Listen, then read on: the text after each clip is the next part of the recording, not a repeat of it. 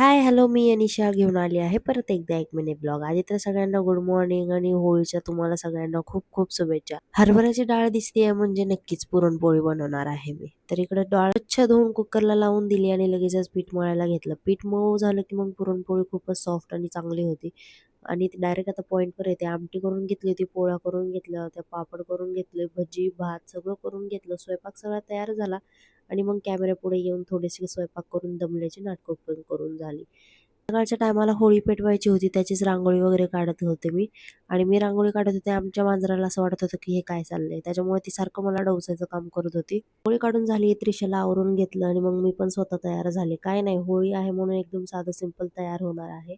आणि त्यात मी आजारी पण आहे. आता माझ्या आवाजावरून जाणवतच असेल की मी बिमार आहे आणि त्याच्यामुळेच एकदम तयार वगैरे व्हायची काही नाटकी नाही केलेली. एकदम सिंपल तयार होऊन सिंपल होळी साजरी केलेली आहे.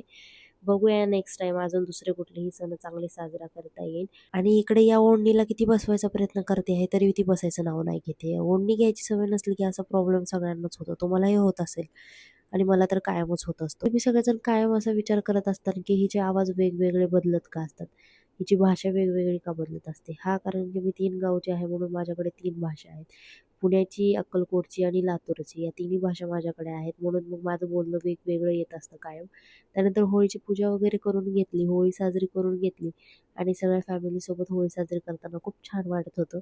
आई आहेत म्हणून यावर्षी आम्ही होळी आमच्या दारातच पेटवली, नाहीतर दरवर्षी सार्वजनिक जी होळी असते त्याच होळीला आम्ही पूजा करायला जातो. त्यानंतर मग जेवण वगैरे करून घेतलं आणि असा होता माझा आजचा दिवस. भेटूया नेक्स्ट ब्लॉगमध्ये. Okay, bye bye.